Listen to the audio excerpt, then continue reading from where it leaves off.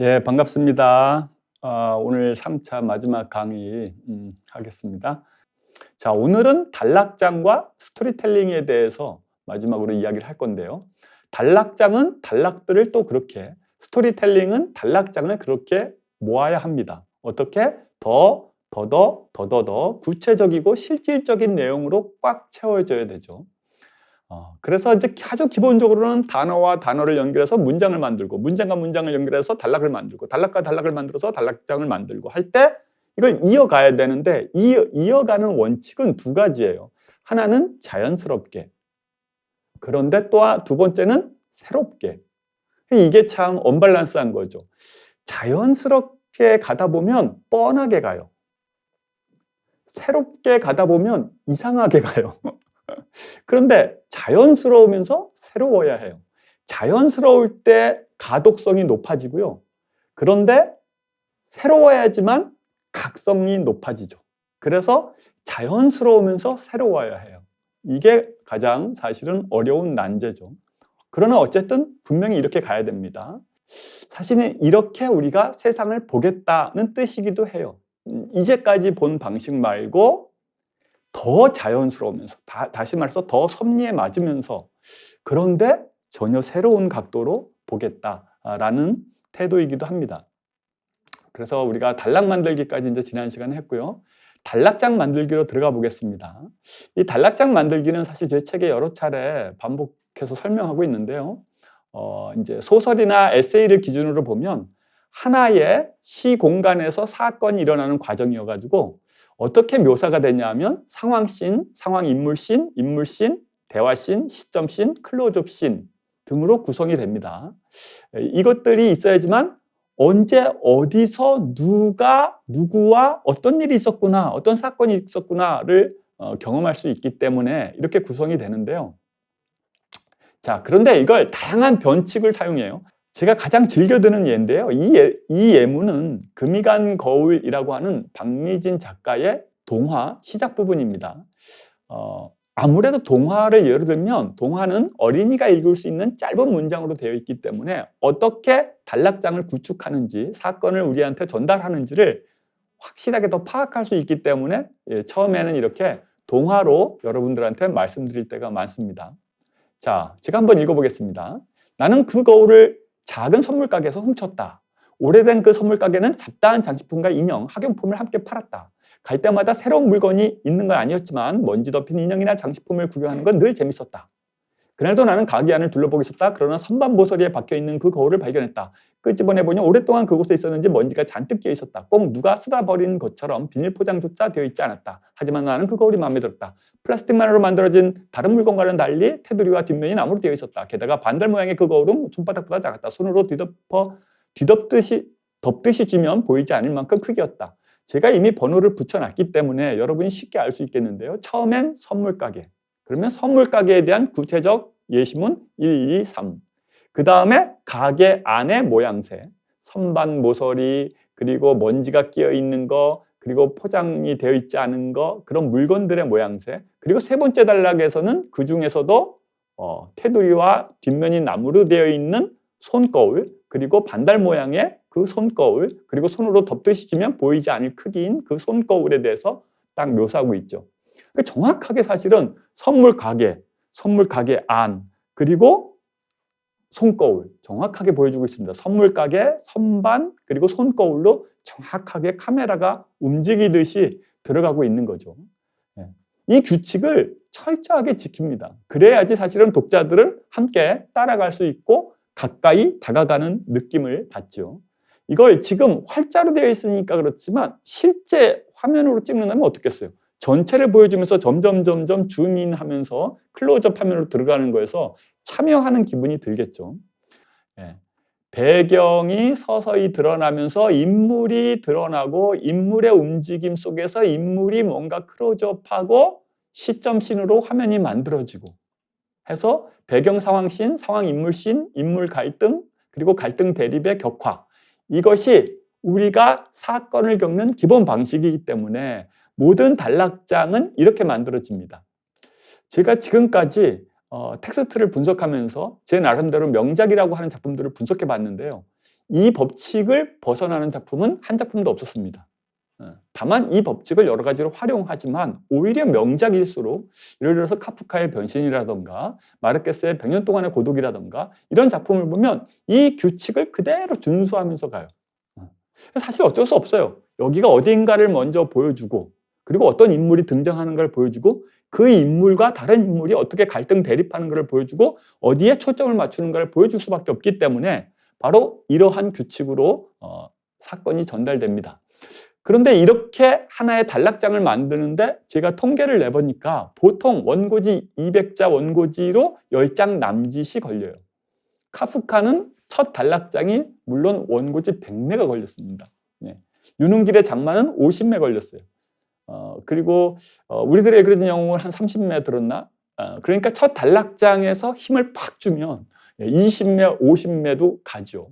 근데 통상적으로 한 단락장이 원고지 10매 정도가 든다라고 보여집니다.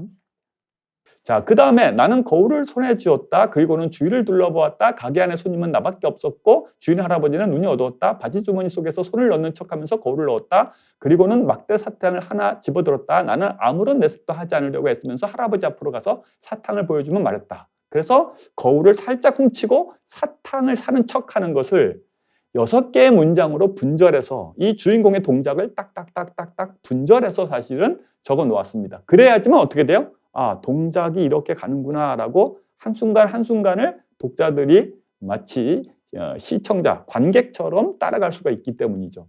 그래서 이렇게 딱 분절이 되어 있어야 돼요. 지금 다시 보면 첫 단락은 3개의 뒷받침, 두 번째 단락 다시 3개의 뒷받침, 그리고 세 번째 단락에서는 다 합치면 9개의 뒷받침이 되어 있습니다. 그래서 구체화돼서 이 구멍가게에 가가지고 손거울을 훔치는 주인공을 딱 우리 눈앞에 보여주고 있습니다. 자, 그리고 이거 얼마예요? 라는 말이 목구멍에서 걸려 나오지 않았다. 눈이 자꾸만 엉뚱한 곳을 향했다. 얼른 가게 안에 나가고만 싶었다.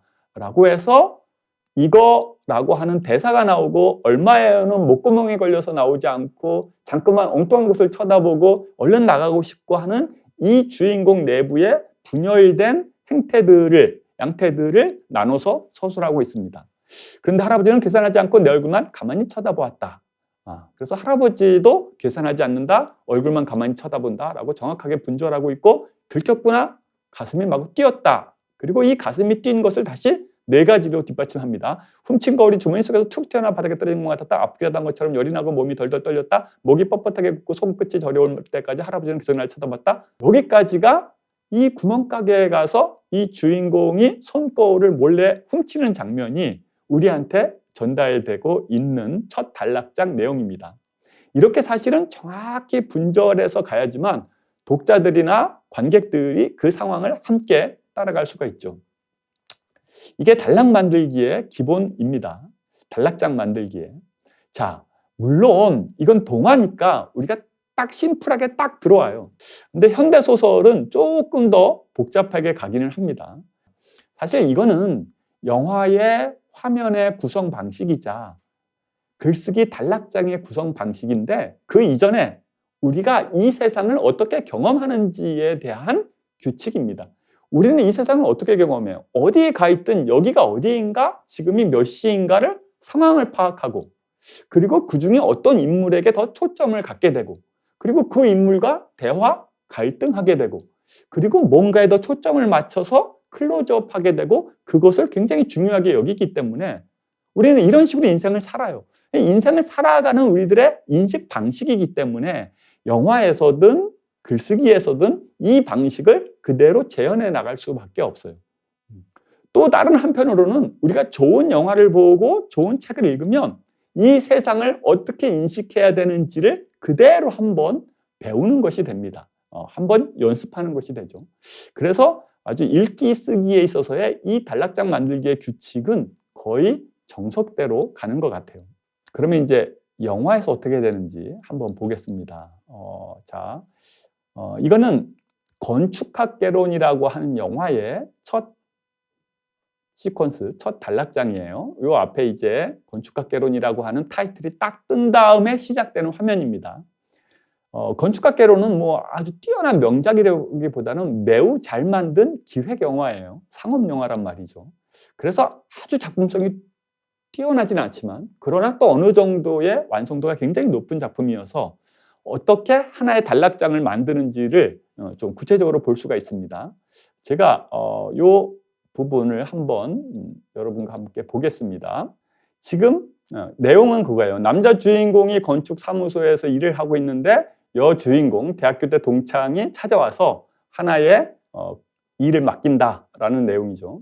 그런데 지금 여러분들이 앞부분에서 이미 좀 눈치를 챘는지 모르지만 이 설정이 간단치가 않아요. 자, 일단 맨 처음에 이 소장이 누군가에게 저 원근감 있는 저 끝에서 말을 걸고 그리고 중간에 또 인사를 하고 그리고 이제 세 번째로는 주인공과 인사하는 게 아니라 주인공이 만든 이 모형을 보고 있다가 자, 가만히 보고 있다가 이렇게 등장을 해요. 남자 주인공은 그냥 등장하는 게 아니라 책상에 쪼그리고 자다가 등장을 합니다.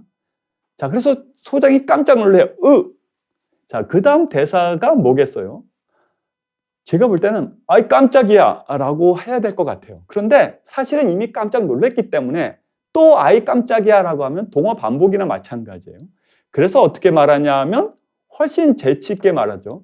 이 자식은 꼭 밤샌 걸 이렇게 극적으로 티를 내요 라고 툭 치고 한마디 더 해요. 하여튼 보면 영리해 라고까지 해서 둘이 굉장히 격의 없이 농담을 나누는구나 라고 알 수 있죠. 또 이후에 은채가 등장을 하는데 진짜 사무실에서 담배 피지 말라니까 라고 이제 짜증을 냈을 때 주인공이 어떻게 해요? 간접 표면이 간접 표면이 얼마나 안 좋은데 라고 이제 여주인공이 얘기하니까 이 승민이가 그럼 직접 표현하는 난 얼마나 안 좋겠냐 라고 또 농담을 하죠. 그래서 주인공들이 우리가 예상하는 것 이상의 대사를 던지고 상황은 예상할 수 없는 상황으로 계속 만들어지면서 사실은 사건이 전개가 됩니다. 그리고 이 부분만 보더라도 이미 주인공이 그냥 건축 사무소에서 설계를 하는 건축가 출신의 남자구나 정도의 정보만 오는 게 아니라 이 사람이 뭔가 열심히 하는구나. 첫째, 밤새 일하고 책상 위에서 쭈그려 잘 정도다. 그리고 디자인을 굳이 소장이 시키지 않아도 스스로 색다르게 하는 사람이다. 그리고 건축주 자리 이런 데 가서 잘 보이고 혹은 술 마시고 이런 걸 좋아하지 않는 사람이다. 그리고 소장과는 농담을 주고받는 굉장히 막역한 사이다 라고 해서 사실은 이 네 가지 특징을 한꺼번에 이 첫 단락장 앞부분에서 다 보여줍니다. 그렇기 때문에 사실은 이 장면을 보면 한순간 눈을 뗄 수가 없게 돼요. 이것이 바로 자연스러우면서 새롭게 화면을 만들어가는 거예요. 이런 과정들이 중간에서 계속 나와요. 아니 저렇게 대사를 치는가? 내가 예상한 것보다 더 참신한 대사가 나옵니다. 아주 자연스럽게 첫사랑이 이 설계를 부탁하지만 주인공이 못 알아보는 척 한다던가 또 그리고 그렇게 싸워서 가지만 차 키를 돌려주면서 다시 화해한다던가 등등 해서 계속해서 우리로 하여금 갈등을 하게 만들었다가 다시 풀어주고 갈등하게 만들었다 풀어주고 하는 식으로 가고 그 과정에서 주인공과 여주인공이 어떤 스타일인지를 여러 가지의 정보로 전달하는 거죠. 이 밀도가 강력해야지만 그 영화는 우리에게 많은 정보를 던져주는 좋은 작품이 되는 거예요. 글쓰기도 마찬가지인 거죠. 자, 이렇게 단락장을 만들어야 합니다. 아주 단락장에 대해서는 요거까지만 말씀을 드릴게요. 상황 설정, 상황 인물씬, 인물씬, 갈등 대립 대화씬, 그리고 그 어딘가에 클로즈업 씬과 시점씬이 있다. 그렇게 되면서 한 단락장에서 강력한 사건, 최대한 강력한 갈등을 보여줘야 되는데 대부분 그것은 열의 아홉이 대화를 통해서 이루어진다. 이것이 이제 단락장을 만드는 기본 방식입니다. 그러면 이제 이 단락장과 단락장을 이어서 하나의 작품을 만들어야 돼요. 스토리텔링, 스토리가 만들어져야 되죠. 그런데 보통 에세이는 한 개의 단락장이나 두 개의 단락장으로 완성이 됩니다. 단편 소설은 한 7, 8개의 단락장으로 만들어지죠. 왜냐하면 한 단락장이 10면 남짓이니까 예, 8단락장 합치면 한 90매가 나오고 요즘 8, 90매를 쓰니까 그렇게 만들어집니다. 자, 그래서 이제 스토리텔링 어떻게 완성하는가의 문제를 살펴봐야 되는데 사실은 이게 굉장히 어려운 문제예요. 제일 사실은 말하자면 단락은 작은 규모니까 제가 바로 설명이 되지만 스토리텔링은 규모도 크고 또 이 세상에 인류의 역사에서 너무나 많은 종류의 이야기가 출현했기 때문에 제가 그것을 하나로 요약해서 이거다라고 말씀드리기는 굉장히 어렵죠. 그럼에도 불구하고 제가 남은 시간 최대한 스토리텔링에 대해서 제 나름대로 공부한 걸 여러분들한테 한번 말씀드리겠습니다. 자, 스토리텔링, 스토리가 만들어지려면 반드시 필요한 게 주인공이죠. 주인공이 꼭 있어야 합니다. 주인공 없는 스토리텔링은 없어요. 서사라는 건 묘사문이나 설명문이나 논설문과 다르게 주인공, 인물이 등장합니다. 자, 그런데 여기서 제가 문제를 하나 내겠습니다. 누가 주인공이 되는가? 이야기에서 누가 주인공이 되는가? 어떤 사람이 주인공이 될 수 있는가? 이야기를 보면 주인공이 등장하고 반주인공이 등장하고 그리고 이제 주인공과 반주인공이 핵심 갈등을 하면 주인공 옆에 조연, 반주인공 옆에 반조연, 그리고 엑스트라들이 등장을 하는 것이 기본 구도죠. 그런데 누가 주인공이 되는가? 우리가 영화나 소설을 보고 많은 이야기들을 보면 어떨 때는 병아리도 주인공이 되고 17살 불량 소년도 주인공이 되기도 하고 75살 노인이 주인공이 되기도 하고 자폐아가 주인공이 되기도 하고 누구나 주인공이 되는 것 같아요. 그러나 아무나 또 주인공이 되는 건 아니죠.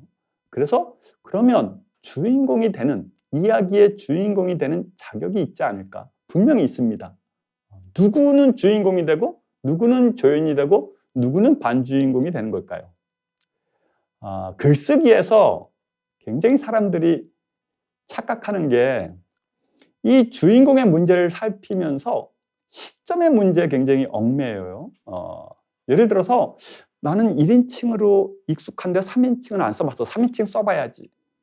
이런 연습들을 많이 하는데 제가 공부를 해보니까 모든 글은 사실은 3인칭이든 1인칭이든 3인칭하는 1인칭이고 1인칭 글쓰기입니다. 제가 하나의 예문을 들어볼게요. 자, 여기는 80살, 90살이 된 노인이 등장하는 신춘문예 당선작인데 이렇게 시작합니다. 문 안으로 들어오는 햇살이 풍성하고 게으르게 풀어져 있는 것이 봄이 이제 깊어진 모양이다. 벽에 책보만한 크기로 비스듬히 묻어있는 누런 햇빛 자국이 어른어른거리는 것을 보며 노인은 젖은 꽃이 꺼멓게 핀 바짝 마른 손을 들어 눈을 닦아낸다.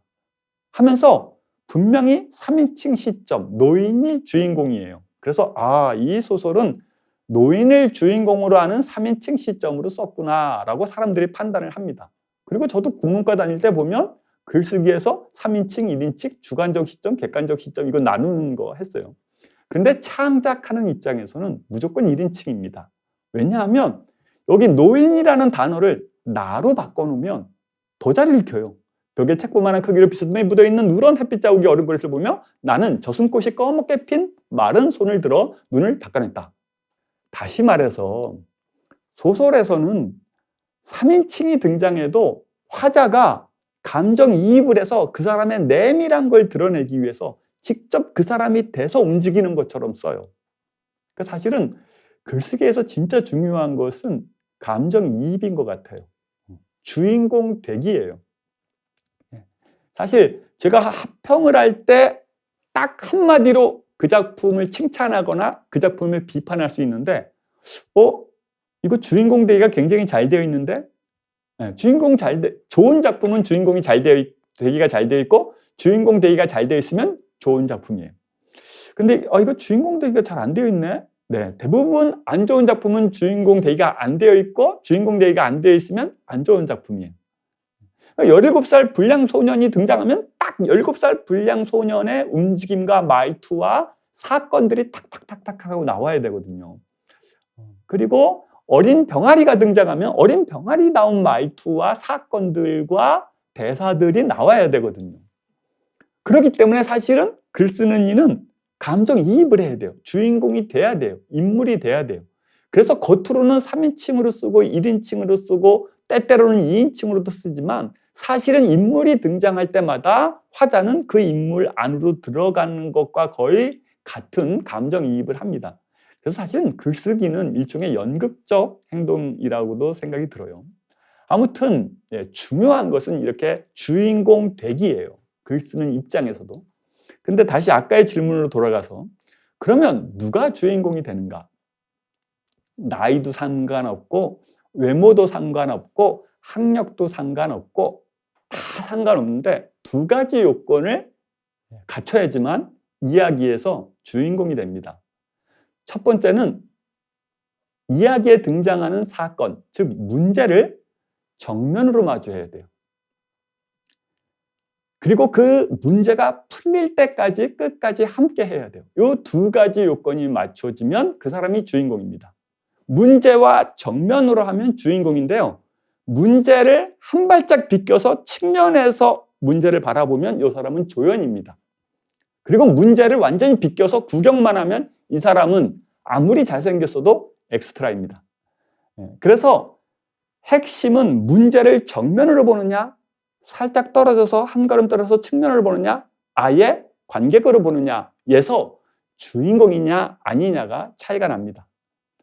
문제를 해결하는 걸 방해하는 반대편에서 문제를 바라보는 자가 반주인공이고 또 거기서 한 발짝 떨어져서 반대하는 자가 반조연입니다. 그래서 굉장히 놀라운 사실을 알 수가 있어요. 누가 주인공이 되는가라는 질문은 결국 누가 주체가 되는가라는 거예요. 현대 철학에서는 주체가 어떻게 만들어지는지 그리고 진정한 주체가 어떻게 가능한지를 굉장히 다양한 방식으로 논의를 하고 굉장히 복잡한 논의가 있어요. 우리가 흔히 아는 락강의 거울 이론이라든가 알티스의 호명 이론이라든가 또 들레즈의 욕망 이론이라든가 푸코의 파놉티콘 같은 설명들은 어떻게 현대사회에서 주체가 만들어지는가를 설명하고 있는데 이 이야기에서는 서사에서는 너무 간단해요. 문제를 정면으로 마주하고 그 문제와 끝까지 싸우는 자, 그 사람이 주인공으로 등장하는 겁니다. 그 사람의 나이, 외모, 지능, 학벌, 재산 아무 상관이 없어요. 그런데 가만히 생각해 보면 실제 삶에서도 그래요. 주인공이 되는 유일한 방법은 문제를 정면으로 마주하는 거죠. 그래서 스토리텔링에서는 세 가지가 동시에 태어나요. 뭐냐면 이야기와 문제와 주인공이 동시에 태어납니다. 특히 이 문제. 보통 우리가 인생을 살아갈 땐 문제가 닥치거든요. 그러면 나는 문제에 대해서 수동태로 반응할 수밖에 없어요. 그래서 늘 피해자 입장, 피해자 코스프레를 하기 쉽거든요. 그런데 글쓰기에서는 주인공이 문제를 창작해내는 힘이 필요해요. 문제를 정면으로 하기 때문에 주인공 자신과 문제는 함께 태어날 수밖에 없어요. 이 점이 또한 굉장한 매력인 것 같아요. 그래야지만 이제 문제가 하나씩 삶의 그 다음 사건으로 확장이 되는데 주인공, 문제, 이야기가 동시에 태어나고 이제 주인공이 문제를 정면으로 풀어나가는 과정이 전체 스토리텔링입니다. 자, 이걸 간단하게 도형으로 말하면 이렇게 말할 수가 있어요. 문제가 발생했다. 기본 문제부터 풀고 위기 1, 2, 3을 풀어서 최종 문제까지 푼다. 지금 제가 여러분들한테 공유하고 있는 이 모양들, 도표들을 저는 굉장히 좋아합니다. 이 방식으로 언제나 이야기가 전개되기 때문이에요. 특히 저는 이 문양을 너무너무 좋아합니다. 저는 이 문양이 우리 삶의 거의 전부다라고까지 생각을 해요. 왜냐하면 여기에 모든 비밀이 있어요. 이야기의 원형 비밀이 있습니다. 우리는 언제나 문제를 만나면 문제의 기본부터 하나씩 풀어서 그 문제의 근구까지 풀어나가는 과정을 통해서야 주체가 되고 주인공이 됩니다. 아주 사소한 문제, 손가락을 다쳤을 때도 어떻게 해야 되지? 라고 시작해서 이 스토리 라인을 갈 수밖에 없고요. 내가 훌륭한 시인이 되겠다라고 할 때도 이 스토리 라인을 갈 수밖에 없고요. 내가 김밥집으로 성공하겠다라고 해도 이 스토리 라인을 갈 수밖에 없어요. 작은 문제는 이 스토리 라인이 하루 만에 풀릴 수 있죠. 가령 레포트를 사실 만들어서 내야 된다. 그러면 검색하고 기본 문제부터 푸는 거예요. 그리고 한번 정리해보고 또 정리한 것 중에서 내 생각을 보태보고 군더더기는 빼고 하면서 더 좋은 글을 만들고 최종적으로 더 좋은 글을 한 번 더 참조하고 하는 방식으로 해서 그 작품을 소화내는 것까지. 그래서 한 3시간 걸려서 레포트를 만들었다. 그러면 사실 3시간에 걸쳐서 이 스토리 라인을 따라간 것이 됩니다. 그래서 저는 이제 이것이 이 문제를 마주하고 문제를 기본 문제부터 풀어서 점점점 심화된 문제까지 그리고 궁극적인 문제까지 풀어나간다라는 것이 스토리텔링의 기본 원형이다라고 생각하는데 이 원형을 현대 작품들은 굉장히 다양한 방식으로 변주해서 풀어냅니다. 그래서 사실 간단치가 않아요. 다만 이것이 기본 원형이다라는 것만 여러분이 기억해 두시면 좋을 것 같아요. 이 기본 원형을 가지고 다양한 방식으로 변주해 나가는데 바로 여기서 뭐가 발생하냐면 장르의 문제가 발생합니다. 예전에는 이 장르의 문제가 별로 발생하지 않았어요. 왜냐하면 글을 쓰겠다 그러면 너 시 쓸 거야? 소설 쓸 거야? 아니면 시나리오 해서 저는 소설인데 그럼 너 소설 반 들어. 저 시 쓸 건데 너 시 반 들어. 이렇게 했지만 지금은 소설 자체도 굉장히 다양화되어 있고 그리고 이런 장르 경계를 작가들 스스로가 넘어서기 때문에 장르의 선택과 함께 동반해서 글쓰기가 진행이 됩니다. 그래서 장르의 문제를 따지지 않을 수가 없는데요. 아마 여러분 이 장르와 관련해서는 굉장히 많은 말을 들어봤을 거예요. 장르에는 전통이 있다, 관습이 있다. 혹은 장르가 분화되고 있다. 장르에는 일정한 계보가 있다. 장르가 전복되고 있다. 장르를 혼종한 작품이다. 장르 실험이 이루어지고 있다. 새로운 장르를 발명했다. 등등 굉장히 다양한 형태로 이야기가 분화되고 있는데요. 핵심은 제가 볼 때 액션 영웅담과 로맨스 드라마 이게 가장 큰 핵심인 것 같아요. 그래서 영웅담은 세계를 사랑하는 이야기고 로맨스는 인간을 사랑하는 이야기인데 자, 이 장르를 좀 더 우리가 익숙한 형태로 바꿔놓으면 이런 종류의 것들이 있어요. 일단 시가 있고 르포 에세이 생활글이 있고 그리고 소설 문학에서 보면 리얼리즘 소설, 마술적 리얼리즘 소설, 장르 소설 그리고 또 아동 문학, 또 청소년 문학, 웹소설 이런 다양한 방식의 글쓰기가 있고 특히 요즘은 미디어 리터러시 해가지고 영상 문학, 다큐, 웹툰, 드라마, 영화 그리고 OTT까지 굉장히 장르가 분화되어 있습니다. 그래서 이런 것들을 어떻게 우리가 공부하고 받아들여야 하는가? 자, 단락장을 만들고 스토리 원형까지는 배웠는데 스토리 원형만으로는 지금은 이제 부족하단 말이죠. 장르가 다양하게 분화되기 때문에. 그래서 장르사, 장르 계보, 장르에 따른 스토리텔링을 공부를 해야 되는데 이 장르가 영화사적으로 보면 구축된 것이 1950년대라고 하죠. 저는 특히 그 중에서도 이 히치콕의 북북서로 진로를 돌려라 1959년의 작품인데요. 이 작품이 현대 스토리텔링의 가장 기본 규칙을 완성시킨 매우 매혹적인 작품이다 라는 생각을 갖고 있습니다. 자, 이 텍스트를 한번 볼까요? 북북서로 진로를 돌려라를 보면 자, 소닐이라고 하는 광고업자가 비서에게 막 업무 지시를 하면서 택시로 이동을 합니다. 호텔로 가요.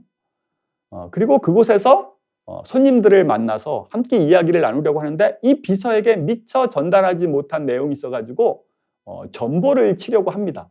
그래서 손을 딱 드는데 그때 웨이터가 캐플란 씨 하는데 이 사람이 딱 손을 드니까 이 사람이 캐플란 씨인 거로 착각이 됐고요. 그래서 캐플란을 찾는 사람들이 이 소니를 캐플란이라고 생각하고 납치를 합니다. 그래서 어떤 별장으로 가는데 거기에는 벤담이라는 인물이 있고요.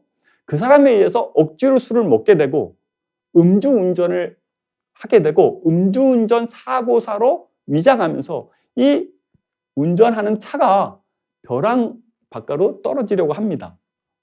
그런데 가까스로 살아나서 경찰에게 구조되고 그리고 재판을 받으면서 나는 억울하다. 이렇게 갑자기 납치를 당했고 이렇게 누명을 씌워서 음주사고사로 죽을 뻔했던 사람이다 라고 변명을 합니다.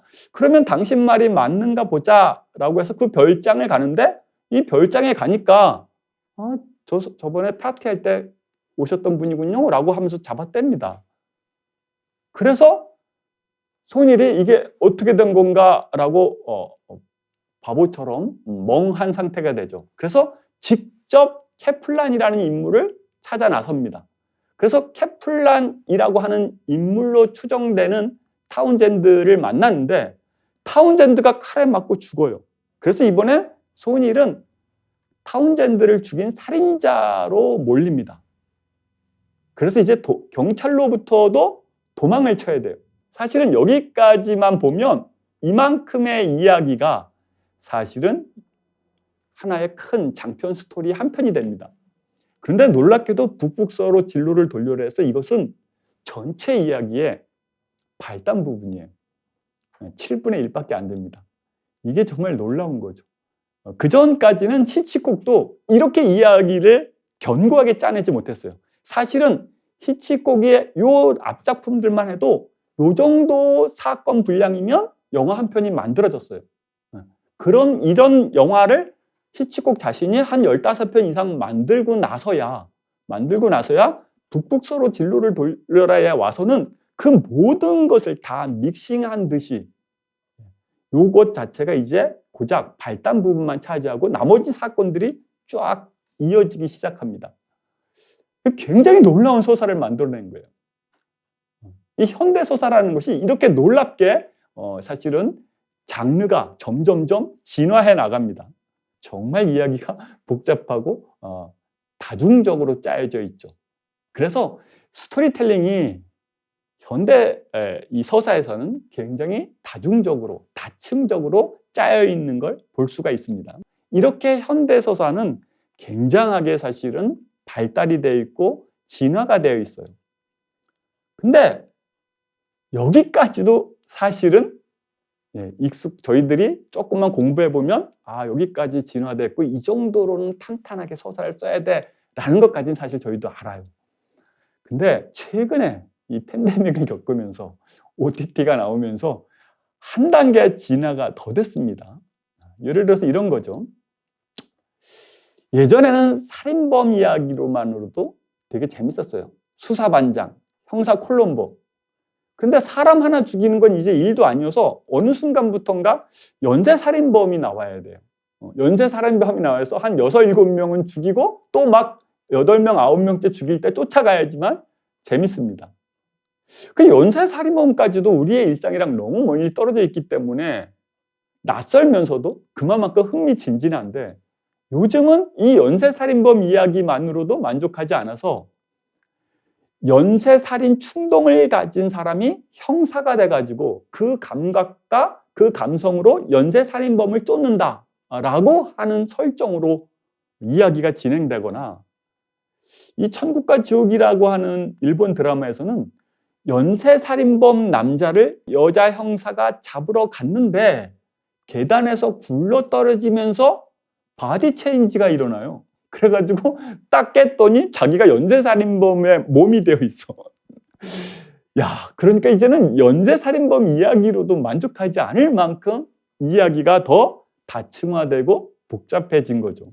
그래서 모든 이야기에는 장르 계보가 있습니다. 제가 시간여행 영화 중에서 타임루프 영화의 변천사만 정리해 봤는데요. 사랑의 블랙홀로부터 시작해서 롤라런, 나비효과, 소스코드 이런 식으로 해서 지금까지 굉장히 많은 작품들이 이 타임슬립 영화를 가지고 다종다양한 방식으로 변주해 나가기 때문에 이 장르의 관습이 없이는 이 장르의 분화 과정을 이해하지 못하고는 이 상상력을 따라갈 수가 없어요. 그러니까 예전하고는 정말 많이 달라졌죠. 우리가 전통적인 리얼리즘을 소설을 쓰려면 내 일상을 잘 살고 잘 성찰해서 좋은 생각 문장으로 그것을 서술하면 됩니다. 그런데 지금 작품들은 장르로 분화되고 장르 계보를 가지고 있고 장르 전통을 가지고 있고 그걸 또 전복해 나가고 있기 때문에 사실은 내 글쓰기와 내 일상뿐만 아니라 이 장르 자체의 흐름을 계속해서 파악해야 돼요.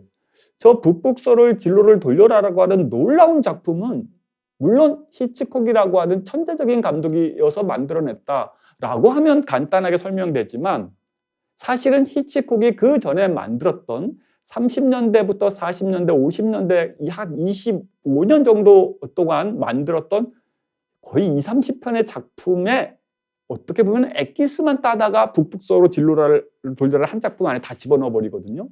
다시 말해서 히치콕 역시도 그 전에 장르 영화들을 충분히 만들어 보지 않고는 북북서로 진로를 돌려라를 만들 수가 없는 거죠. 마찬가지로 공부하는 우리는 기존의 작품들을 충분히 이해하지만 지금의 장르 흐름에 맞는 작품을 쓸 수가 있습니다. 야, 어렵죠? 복잡하죠? 그러나 여기까지 와 있습니다. 우리는 여기까지 이제 공부를 해야 돼요. 그리고 어렵고 복잡하니까 사실은 그만큼 더 재미있는 거죠. 우리나라의 공전의 히트를 쳤던 그 OTT에서 히트를 쳤던 오징어 게임 같은 거 보면 사실은 여러 개의 장르가 그 안에 믹서되어 있는 것을 여러분이 쉽게 느낄 수가 있습니다. 현대 서사물들은 모두 다 여기까지 와 있어요. 그래서 글쓰기를 할 때 여러분이 어떤 글을 쓰게 될지 몰라요. 정통적인 리얼리즘 소설을 쓸지, 생활글을 쓸지, 에세이를 쓸지, 혹은 시를 쓸지, 시 중에서도 동시를 쓸지, 아니면 OTT 대본을 쓸지 알 수가 없단 말이에요. 그렇기 때문에 글쓰기 기본을 공부할 때는 생각 문장, 단락 만들기, 단락장 만들기를 충실히 해야 됩니다. 그런데 단락장 만들기에서 스토리텔링으로 가려면 반드시 장르에 대한 학습이 필요해요. 이 전통이 이미 상당한 흐름이 있기 때문에 이 학습이 없이는 스토리텔링으로 갈 수가 없어요.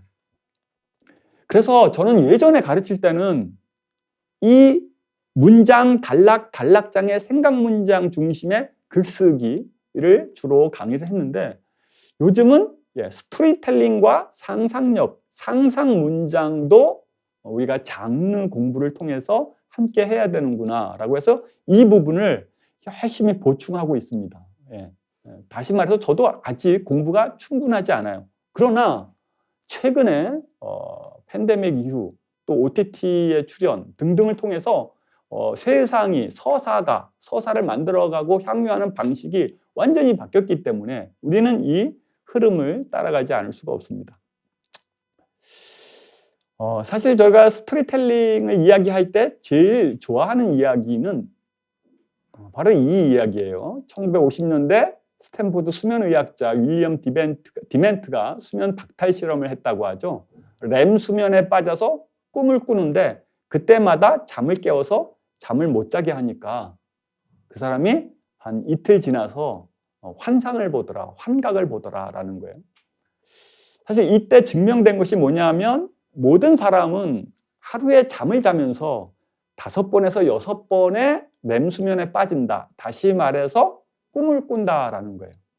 우리는 꿈이 1년에 한두 번만 기억나거나 서너 번 기억나기 때문에 나머지는 꿈을 안 꾼다고 생각하지만 매일 5번에서 6번 꿈을 꾼다고 합니다. 그리고 그것이 하루 시간으로 2시간이나 된다고 해요. 그리고 우리가 80년을 살면 이 꿈꾼 시간만 딱 모아놓으면 6년이나 된다고 합니다. 사실은 모든 사람이 잠 속에서 6년에 걸쳐서 이야기를 만들어내고 있는 거예요. 꿈을 꾸고 있는 거예요.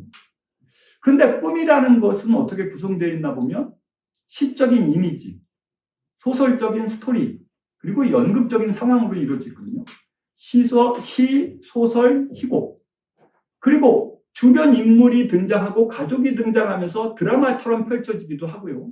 어딘가로 모험을 떠나기도 하고요. 액션으로 누군가만 막 싸우기도 하고요.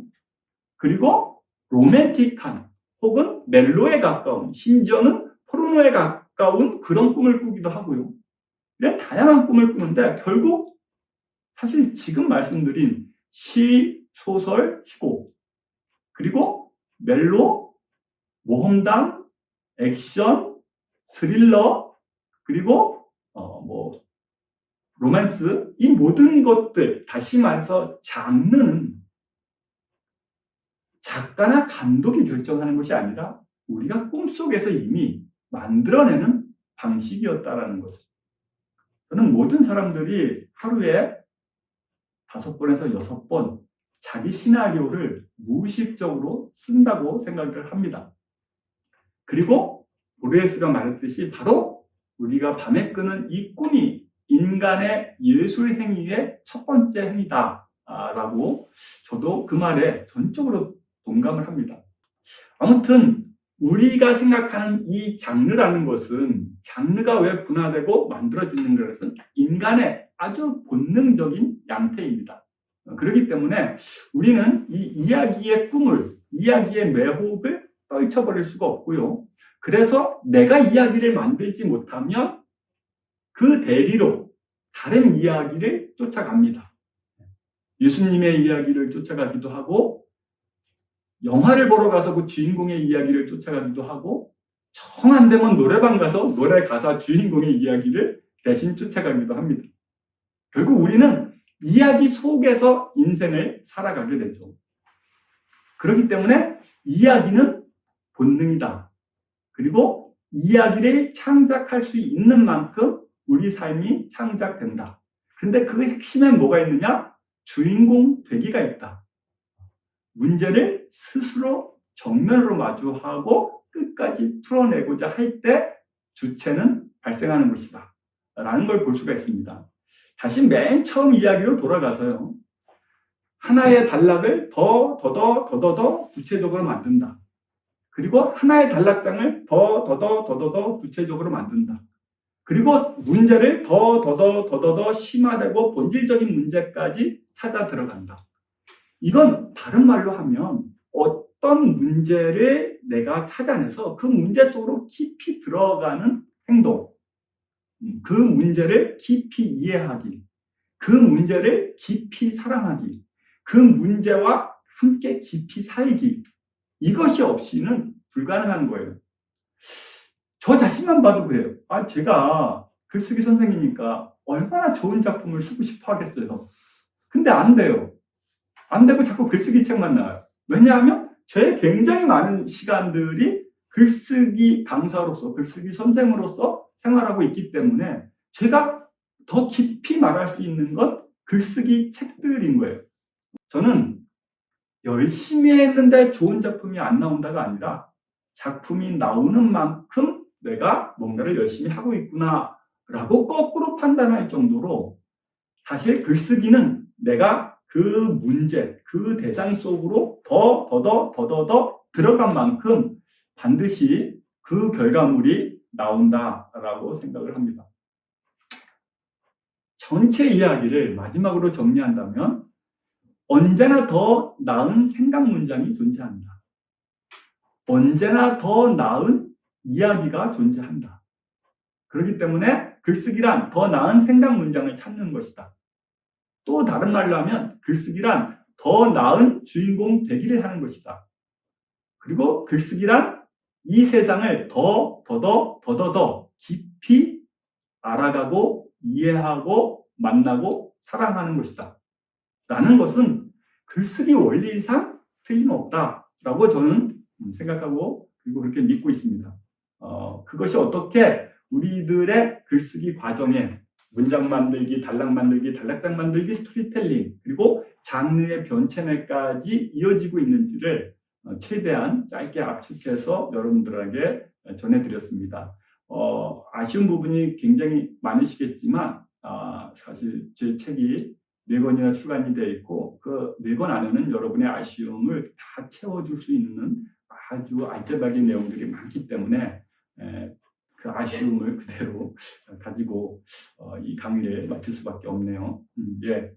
3강을 함께 해주셔서 굉장히 고마웠습니다. 네, 오늘 강의는 여기까지 하겠습니다. 자, 예.